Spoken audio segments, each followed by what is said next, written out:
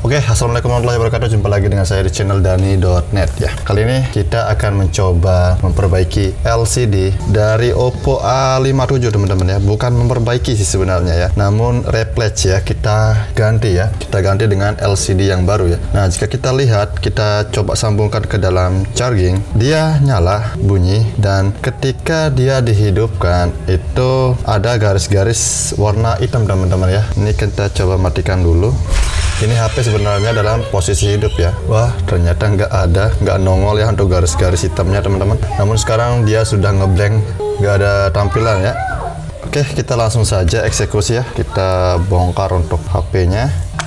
Dan untuk kasus yang lain katanya ini nggak bisa detek kartu SIM teman-teman ya. Nanti kita juga lihat ya, nggak deteknya itu seperti apa, atau nggak ada sinyal kah, atau sinyalnya silang kah, atau jangan-jangan mungkin IMEI-nya yang keblokir. Enggak lah. Kalau untuk HP yang garansinya resmi itu nggak mungkin keblokir IMEI-nya teman-teman ya, kecuali kalau HP-HP yang memang ya tanda tanya lah gitu kan. Oke, untuk pembukaan backdoor di sini kita bisa melalui celah yang ada di SIM cardnya ataupun dari port USB-nya teman-teman ya. Ini kita congkel dikit saja, dan kemudian jika ada celah kita masukin sesuatu atau juga masukin kukunya teman-teman ya. Barulah kita gesek seperti ini dan dia akan kebuka sendiri ya. Nah, seperti ini.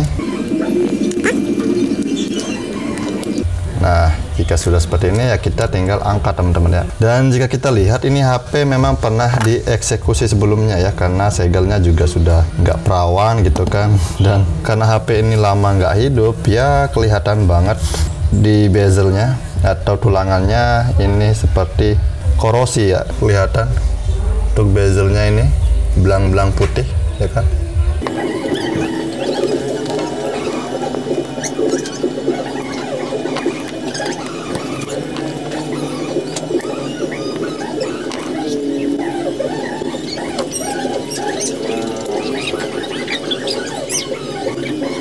Dan untuk pembukaan baterai di sini ada plastik yang warna hijau. Ini adalah untuk kita mencongkelnya teman-teman ya, atau kita tarik baterainya seperti ini.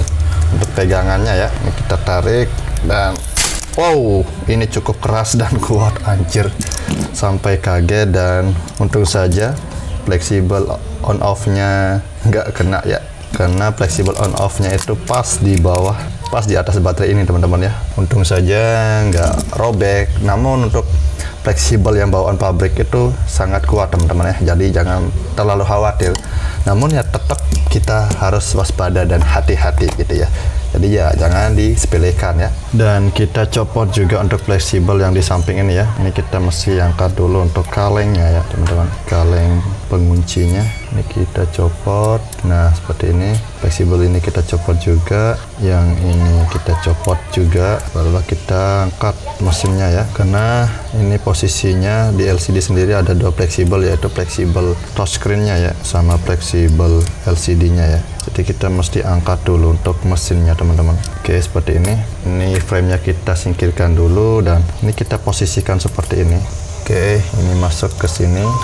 Oke, masuk, dan fleksibel yang di atas ini kita kunci di sini ya. Oke, sudah masuk seperti ini. Dan baterainya ya kita coba tes masukin ya, seperti ini. Oke, nah sekarang untuk menghidupkannya ya kita tinggal lihat posisi on off nya di sebelah sini, berarti dia ada di bagian sini teman-teman ya. Kita mesti, kalau dari atas nggak kelihatan, kita mesti shortkan menggunakan pinset ya.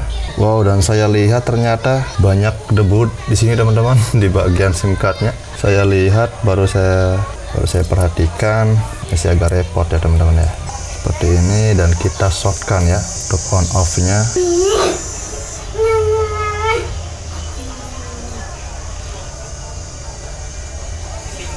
Oke teman-teman, sudah berhasil hidup. Oke, kita lihat, kita tunggu sampai dia masuk ke menu dulu ya. Semoga saja aman dan normal ya. Sudah masuk teman-teman di menunya ya. Oke, kita coba. Untuk kontrasnya juga aman ya. Kontrasnya aman, dan geser-geser touchscreen-nya aman banget. Dan kita coba lihat untuk spesifikasi dari HP ini. Kita masuk ke setelan, kita masuk ke about phone. Di mana about phone ya? Tentang ponsel, Dan Oppo A57 RAM-nya 3, berarti ya 3/32 ya. Nah sekarang selanjutnya ya kita tinggal ini teman-teman ya. Kita tinggal bongkar LCD yang ini dan kita pasang dengan LCD yang baru ya. Oke, kita untuk pengecekan ya udahi saja. Untuk touchscreen-nya ini aman teman-teman ya. Touchscreen-nya aman, back-nya juga aman. Ya sekarang kita tinggal bongkar LCD-nya dan kita ganti menggunakan LCD yang baru ya. Dan saya lihat di sini ada panas banget di bagian sini teman-teman. Namun nanti kita lihat kata si pemilik juga HP ini SIM-nya itu nggak kebaca ya. Dan saya menemukan panas di bagian sini. Nanti kita lihat area apakah itu. Dan untuk SIM card-nya sendiri di SIM tray-nya kita lihat ini bekas apa? Kayaknya bekas kemasukan air teman-teman ya. Jika kita lihat, wow. Dan ini panasnya masih terasa teman-teman ya. Oke, panasnya itu masih sangat terasa. Di sini juga hangat ya. Namun nanti kita akan cek setelah kita ganti LCD-nya ya. Oke, untuk LCD yang baru saya rasa ini aman.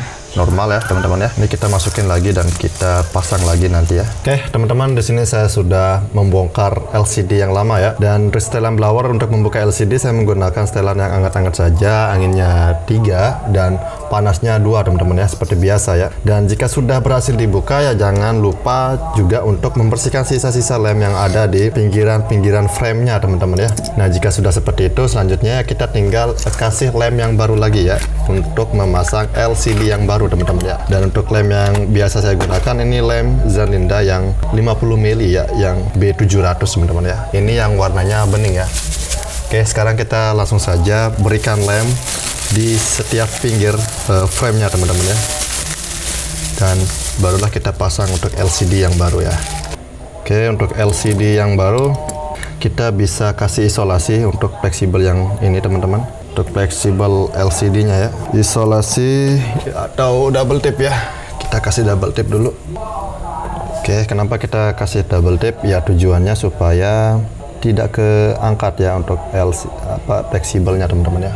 Oke, kita kasih double tip secukupnya saja. Nah, oke, ini sudah cukup aman ya. Selanjutnya kita tinggal kasih lem di pinggiran frame-nya teman-teman.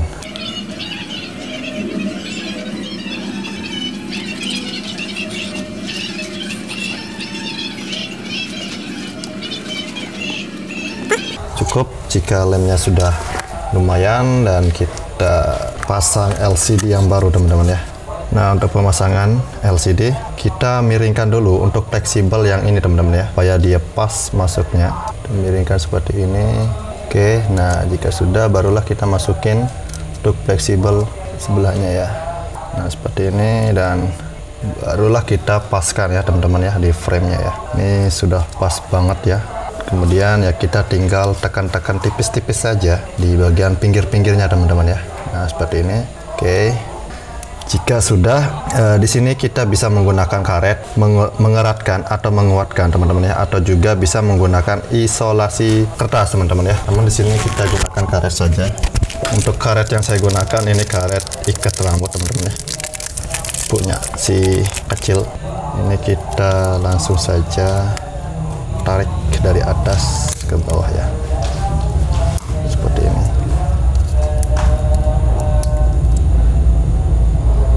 Oke, dan kita kasih karet juga untuk semuanya ya.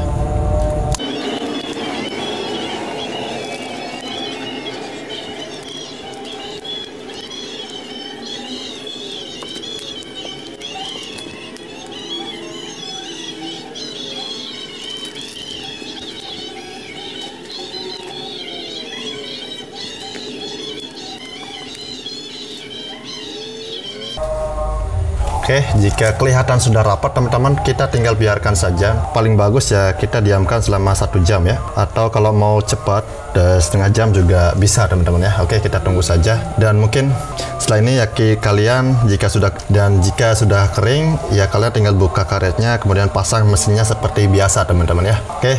Mungkin video ini saya akhiri sampai di sini. Semoga bisa bermanfaat teman-teman ya. Assalamualaikum warahmatullahi wabarakatuh.